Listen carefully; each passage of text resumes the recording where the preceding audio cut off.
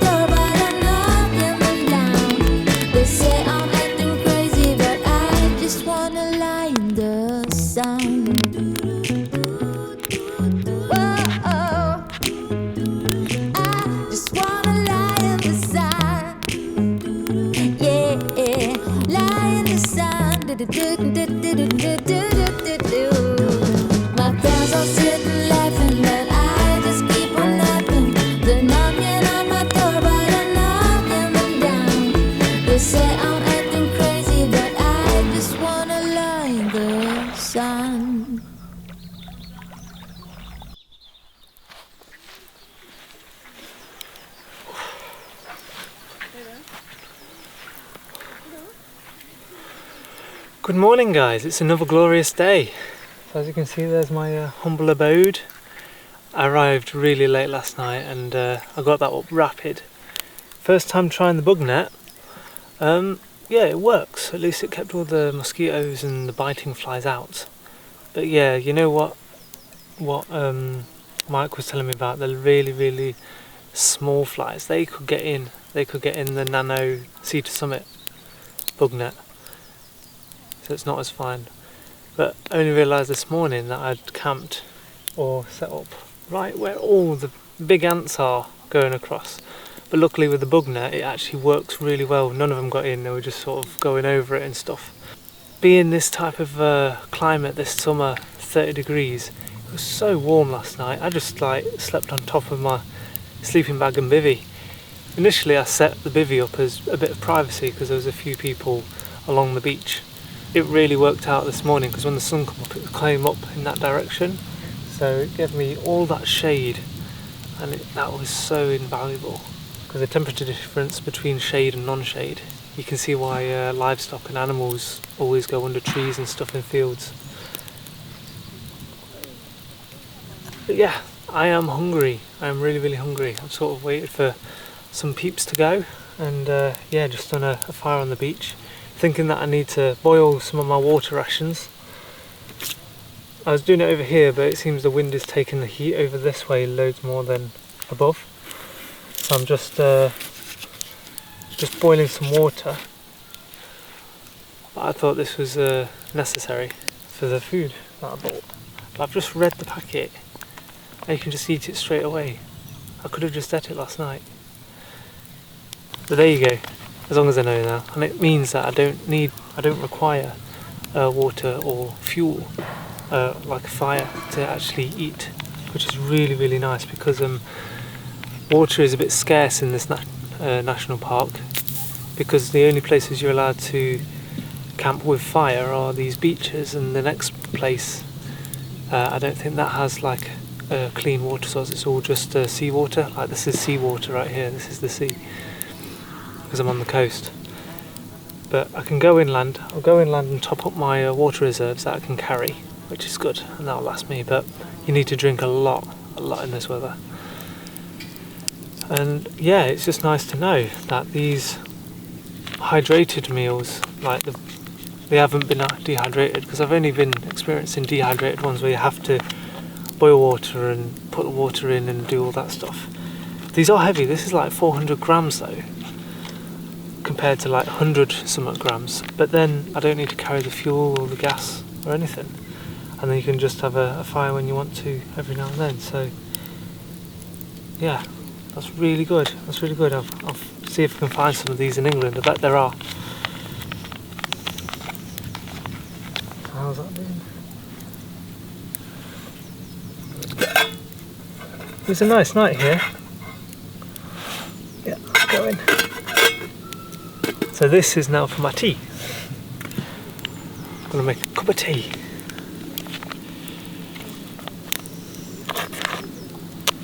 So what I've got chicken masala and rice. That was my dinner last night that I didn't have. So I'm a bit like deficient in calories, so I thought I may as well have it for breakfast. Oh, very busy. It's Sweden's national holiday as well, so, or summer holidays.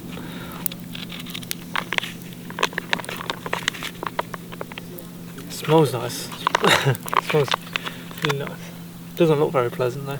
I think I would probably recommend the hydrated ones over the dehydrated, just for the ease of that. And then you don't need to take gas or fuel or anything.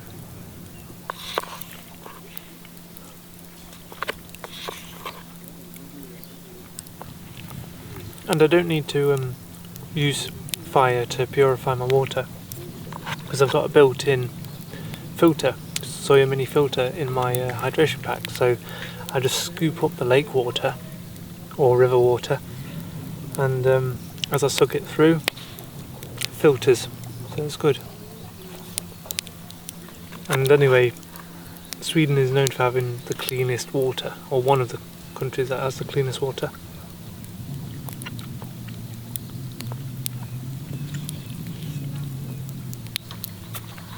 So I got up and I seen loads of people going for a swim and dip in the sea here, and I was just thinking, oh, that'd be so nice.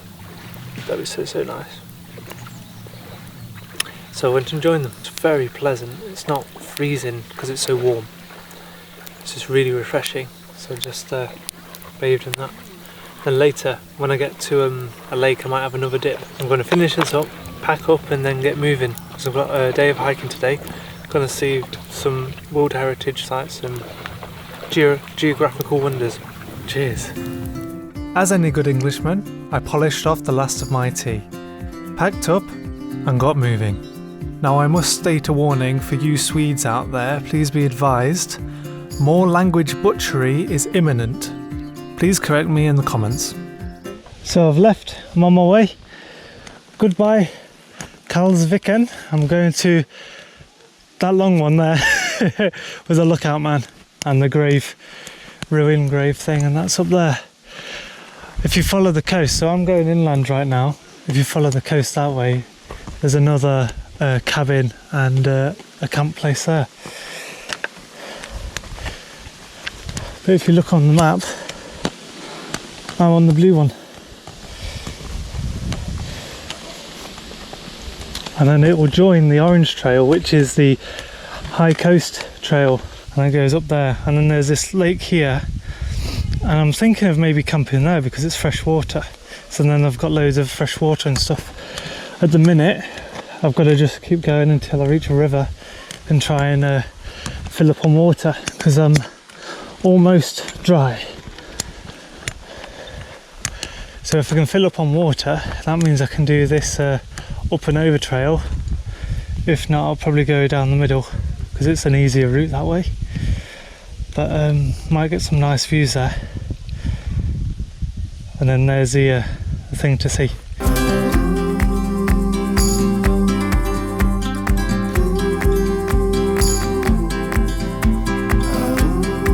So it looks like this is my water source.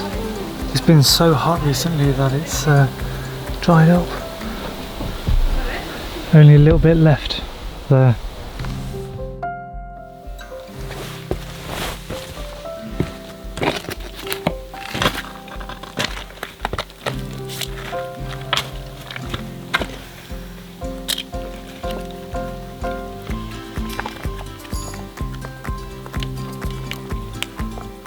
I'm lucky there's still some in it and it looks really clean.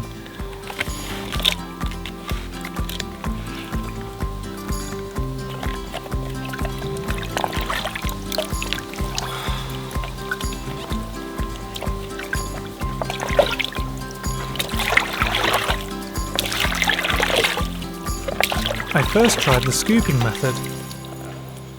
Oh, that's rank. And on that terrible disappointment, I then tried the pouring method, which had much more joy.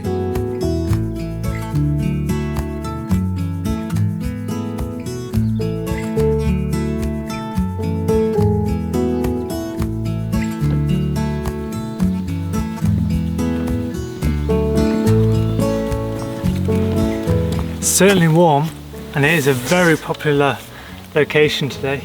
All sorts of hikers, runners, day hikers. I haven't seen many backpackers, but I think they set off in the morning.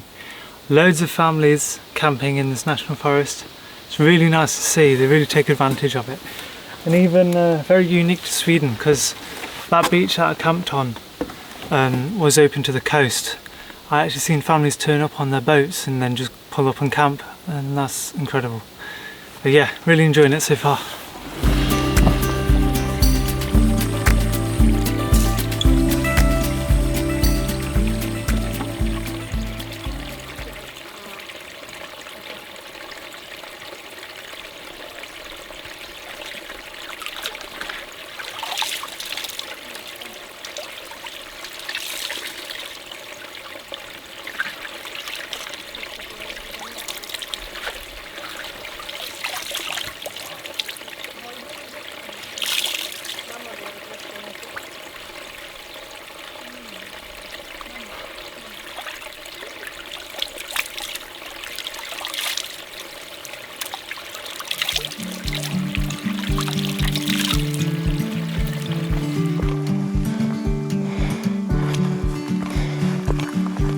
I want to go this way, orange high coast trail.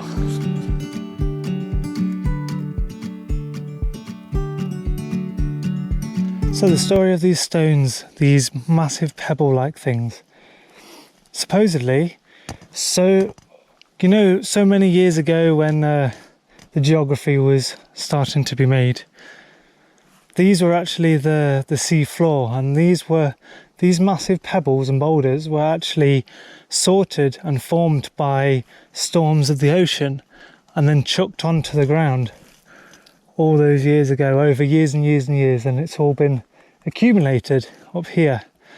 Tectonic plates and earthquakes and all that stuff, shoving all this bedrock up and out. And that's what I notice about Sweden in a vast quantity of the areas that I go, is that the bedrock is not too far down. Well, it's a whole different case in England. We've got layers and layers of clay, soil and earth, and then you're lucky to get a rock. That's why they had to do the foundations so deep for the Shard in London. And that's why we can't build tall buildings like New York, because New York is sitting right on hard rock, and that's why they can build so tall buildings, so high, because they've got a good foundation, where London does not. It might eventually get swept away with other histories we have forgotten. Anyway, let's continue. So now I've got an option. If you see this map, I've been on this orange line, which is High Coast Trail. You can either go this way, or you could either take the hard route and go up top and have a nice view. Now to me it doesn't look too high, but obviously I've said that before and it's quite deceiving. But I've stocked up on water, and now do I try it? Because I think I'm only going to go as far as this lake, so not over here to islands and stuff. So yeah, either this way, or there's that route there. But there's a ton of people from their day hikes coming back now, because I left quite late. I don't want to arrive late again. I really want to arrive at like 6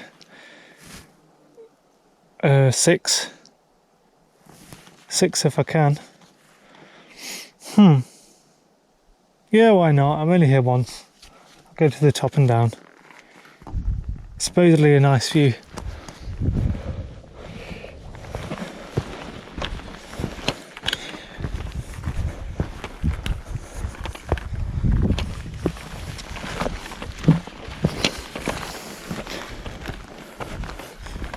Wow, it's getting quite exposed up here.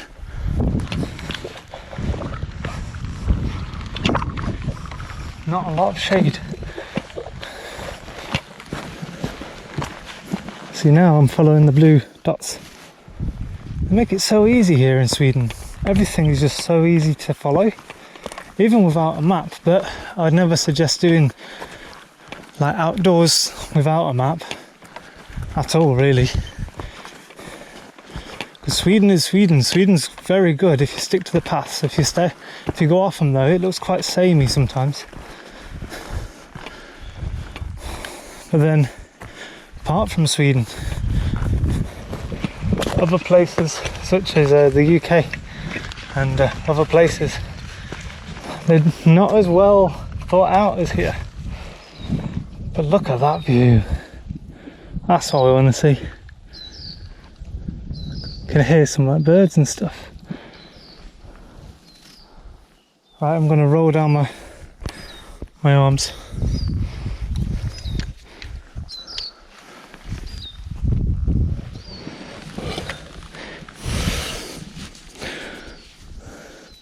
Did I tell you seen Raven? When I was with Mike flying the drone, a raven popped out the trees and started circling the drone. Now a raven isn't a crow. I've always imagined it to be a crow because it's very similar, but it's a lot bigger. It's got a massive wingspan, and it looked at it like an eagle type or a hawk type of feature, and it was definitely looking at the drone. And it circled it, so I was like, no, I'm gonna bring that down. Don't wanna lose that. There we go, covered. Oh great, it looks like I'm in for a bit of a climbing sesh. I mean, it's more of a stair climb, but still. Hopefully it's not for long.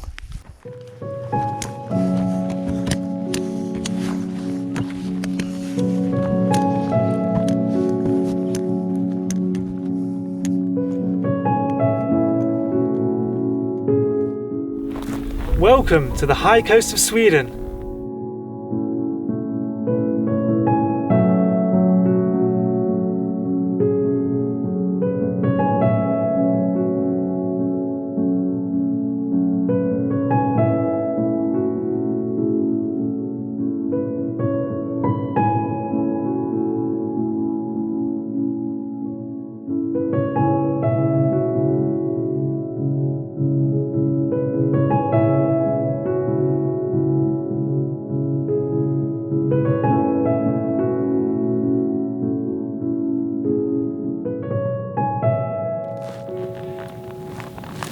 See, the sun is our friend, but it's also our enemy, especially up here. When you're above the tree line, you're so exposed and you can get heat exhaustion very easily, especially doing all this exercise and chucking yourself about. It's about 30 somewhat degrees again today, so I've been constantly supping on water, drinking on water, and yeah, the worst thing ever is heat stroke, and that's the one you die. Well, you die from both, but heat stroke is definitely more serious. It can happen much more quicker, and they both have nausea symptoms, that's what they share, but then they have completely different order of symptoms from each other: exhaustion and stroke. So yeah, just clue yourself up on what those symptoms are, and try and keep as covered up as possible. I've even put sun cream on, but I've got a really nice shirt that protects me from the UV lights of the sun, and that's why I choose to keep it down and have my legs covered in trousers as well. Everyone I've seen actually has got shorts and they've got that Scandi tan, which is a bit of like a red hue. A red golden hue that they've been cooked for too long. But yeah, they're only going for day hikes, or you only see it in the summer, so they probably make the most of it, but I'm not taking any chances. So I'm keeping cover with this, and I've got this, and I keep dipping this in the river and making it cool. It's still cool actually. And they can also cover this, but it looks a bit scary, so just to keep off your face if you don't have any sun cream. But yeah, I've been doing good so far. And then I'll chillax when I'm at the lake. Put my speedos on, put my shorts on, and then go for a swim. Need it. Just took my backpack off for a bit of a rest. Met two lovely young girls, helping them out with their Instagrams. Oh, it's so pretty up here. Everywhere you look, got the islands over here, and then the outlook over there of all the rolling mountains and hills. It's a stunning place. I highly suggest, if you can get here, go to the north and the Höga Kusten region, because it is absolutely stunning and there's minimal effort to get these views. It's great. It's crazy how set up it is and easy everything is. Like last night at the camp spot I stayed near the beach, there was actually a shelter and a designated fireplace. There was also a shelter stocked full of wood. Obviously they know it's the Swedish summer holidays, but yeah, it was all there, all dry, all stocked up, ready to go. They even provided axes there, and barbecue utensils, a kettle, all like there, and latrine, toilet. Just the level the parks and the governments have gone to ensure that the residents can go out and have fun in the outdoors is crazy. And rightly so, people are using it, and they're using it very well. And I see everyone really respectful and cleaning up after themselves. It's very clean compared to the UK, if you know what I mean. People leaving rubbish up the mountain and all that stuff. People care about their outdoors and they want to look after it. No, very nice, and the air is very clear. Bound to be with all these trees. Anyway, 4:10, I better crack on.